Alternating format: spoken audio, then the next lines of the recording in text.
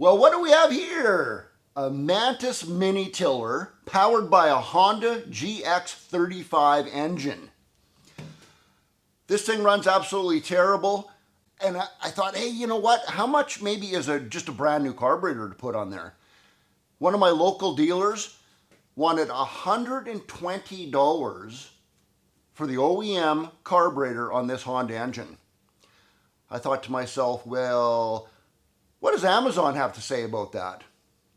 I bought one from Amazon. It was sitting on my doorstep 2 days later. $12.92. $12.92. How can we not try that? Are you the kind of person who likes to fix everything yourself? Do you have a lawn care machine or gasoline generator that needs some attention? We've got the perfect solution for you. Where HIPAA carries an endless line of affordable small engine parts for lawnmowers, leaf blowers, chainsaws, and much more. Let's put this on there right now. It is so easy to replace the carburetor on this. So I'm a little embarrassed, to be honest with you, because now I'm not a mechanic today. I'm just a parts replacer. Pop the air filter cover off and put that aside. So there's two nuts on there that you got to take off. 8mm nut driver socket, whatever you want. Can't really use a wrench. So just get these nuts off and put those aside.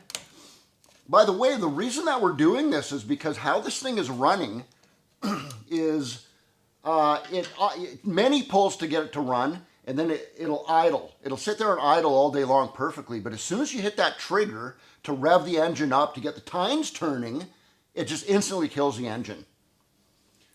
I will show you, oh, you also need a 4mm hex to get this CARB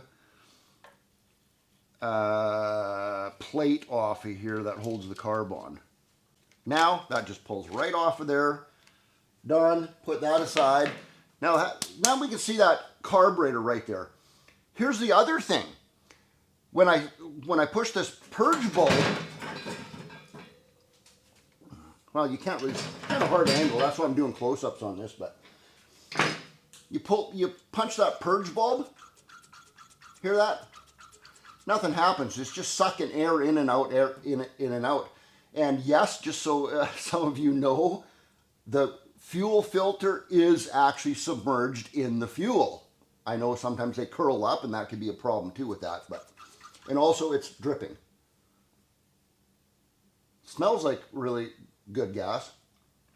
Tastes like good gas too. So that clearly clearly a carburetor problem. 10mm wrench to get the throttle cable off. Pretty easy to do. You just loosen that nut right there, and that whole thing slips out of the top like that, and out of that clip. All right, throttle cable's off now, and the only other thing that's holding that carburetor on is the fuel lines. Here is a very important tip.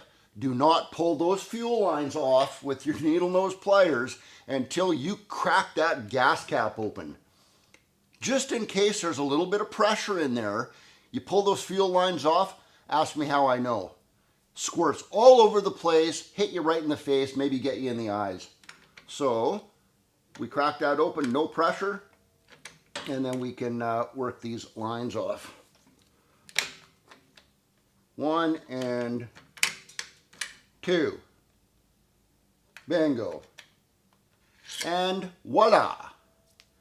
Carburetor comes right off of there. I will tell you this also, there is an adjusting screw right down the center of that. It's a hidden adjusting screw. A lot of people don't know that's there. Hey, by the way, I do have a video on those hidden adjusting screws. I'll put a link for you right underneath this video in the description and in the pinned comment. I tried all that. I could not make this thing run. New carburetor time. Look at that. I mean, this carburetor is absolutely identical. So we're going to take that aside and put the new one on. And then just reverse procedure for the entire thing. I'm really happy that that gasket right there is clean. Didn't rip or anything. I think we good. Reverse order. It's even faster actually. Black line goes on there. And the return line is on the top. Bingo. Throttle cable back on. That back on just the way you took it off. There is also I didn't show you that, but there is also a adjusting screw on this Amazon one too. That's done. Throw the air filter back on there, cover back on, and we'll take it outside and try it out.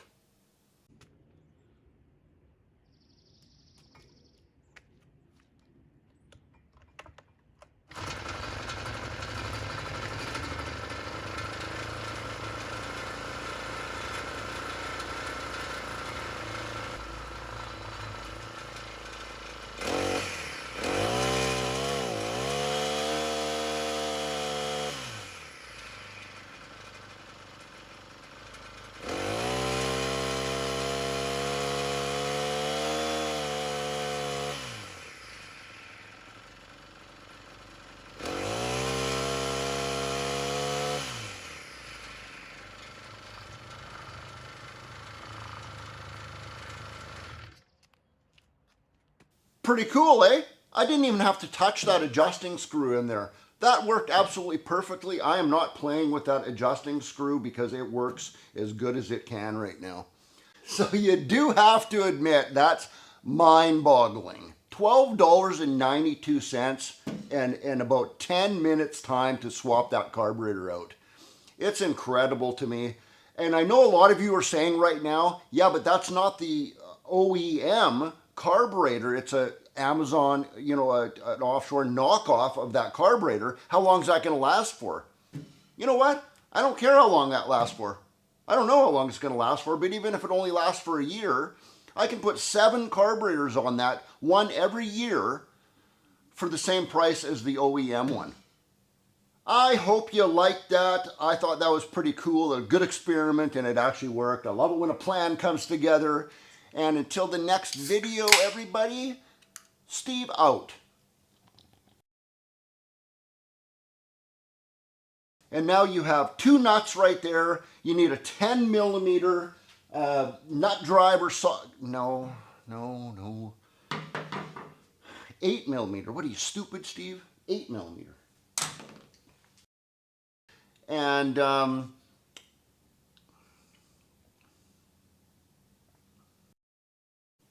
that back on. Uh-oh.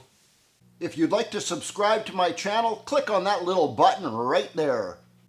If you'd like to see the full version of this video, it's a lot more detailed, a lot more in-depth, click right there.